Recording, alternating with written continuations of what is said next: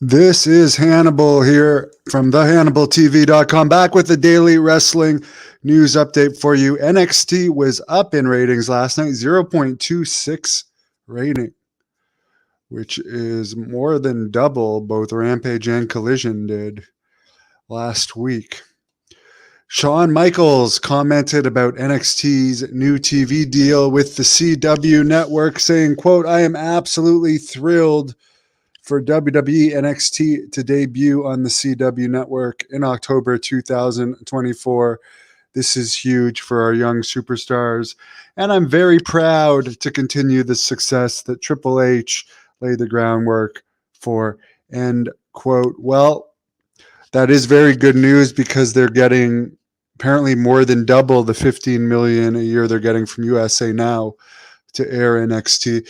It'll be interesting. I did watch the highlights of NXT last night. I noticed they had Otis on there, who's comical and wears his outfit better, actually, than a lot of these. I have nothing against NWA, but I did watch a bunch of it last week while I was in the hospital getting LASIK surgery, just to check out the product.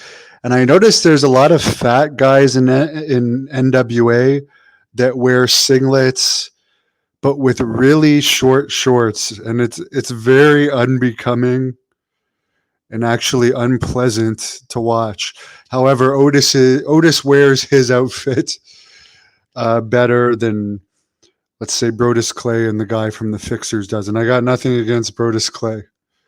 He's not even NWA champion anymore, but there's a lot of fat guys in NWA in outfits that they should be possibly second guessing. Billy Corgan is still insisting that he has two deals with a top 20 network. It was rumored that that was the CW network.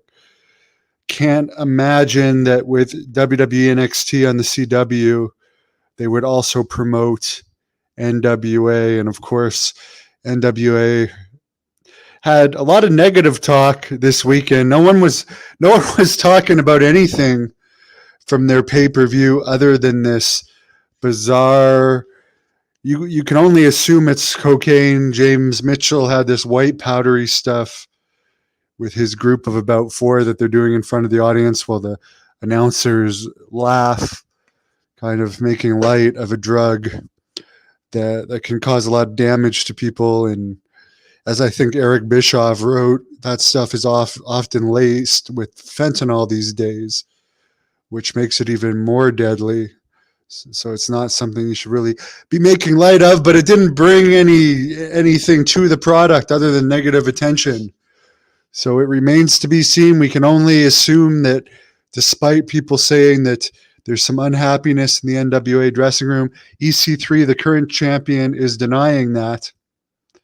He wrote a long statement today, too long for even me to read past a few paragraphs of. But he's insisting there is no negative vibe in the NWA dressing room. And we'll see when they're actually going to announce this TV deal, because it's interesting that the CW is already announcing for October 2024 their deal with NXT. And for instance, the WWE on USA Network next fall has already been announced. So how long away is this show? Is it going to be announced with some buildup, or is it just going to be announced? R.I.P. Jimmy Carter, Matthew Holland says. I'll be honest, I'm Canadian. I know who Jimmy Carter is, but I couldn't tell you if he's dead or alive. My favorite president is Andrew Jackson, who once had an encounter with the Bell Witch of Tennessee, if you ever heard that ghost story.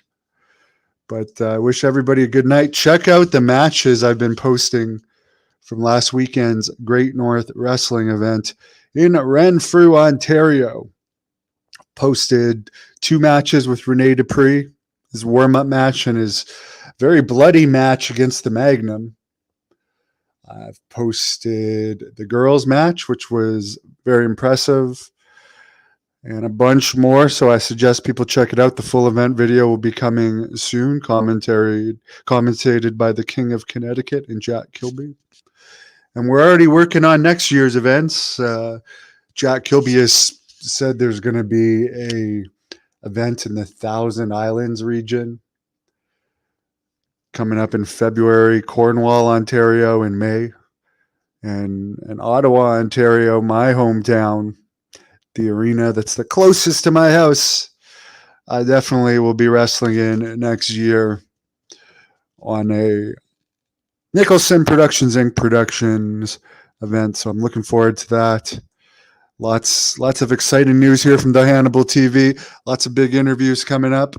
Wish everybody a good night. Enjoy Dynamite if you're going to watch it. It's Rampage is coming up from Billy Jack Haynes' hometown of Oregon, Portland, Oregon, this coming Friday.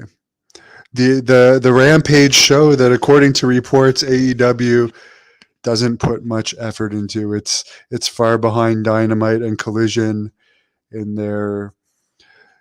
You know what? I would just, if I was Tony Khan, I would assign it to somebody. I would assign it to like Jake the Snake, the book. They have so many. I think I know they released Arn Anderson's son, but they have Jim Ross. They have so many great wrestling minds. If Tony Khan is going to be too stretched to put in a good effort of booking Rampage for the masses, why not give it to somebody? Like, this is a bad example, but didn't they give WCW Saturday Night to Jimmy Hart at one point? They pretty much relegated him to using power plant talent, but I mean, there's some geniuses and some all-time greats in AEW.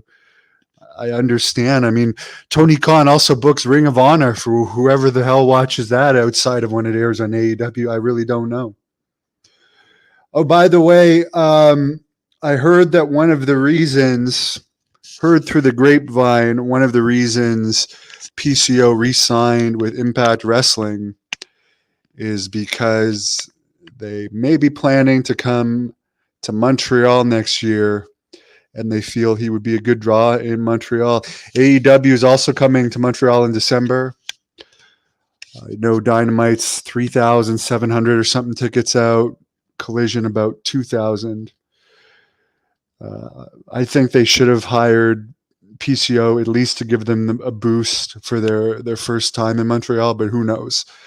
I know Jacques Rougeau is on good terms with QT Marshall. Maybe he'll give them a boost as it gets closer.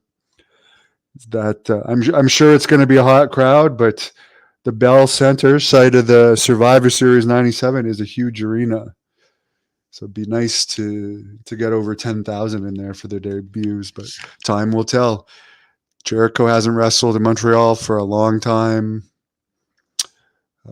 There's a lot of people that people would probably want to see.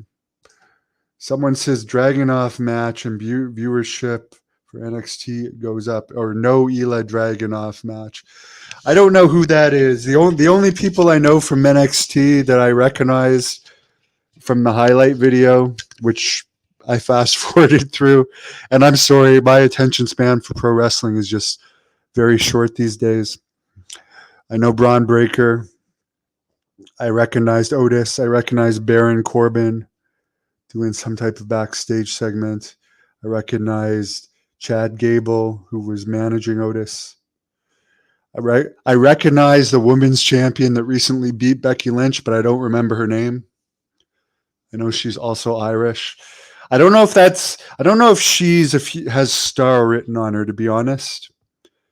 She doesn't really have star. I've seen some of her interviews, and from looking at her, she just doesn't strike me as a superstar. But it's probably still early in her career. Good luck to her. Thank you for watching the Hannibal TV. Please like this video if you enjoyed it, and click the subscribe button to not miss any of our latest shoot interviews, match videos,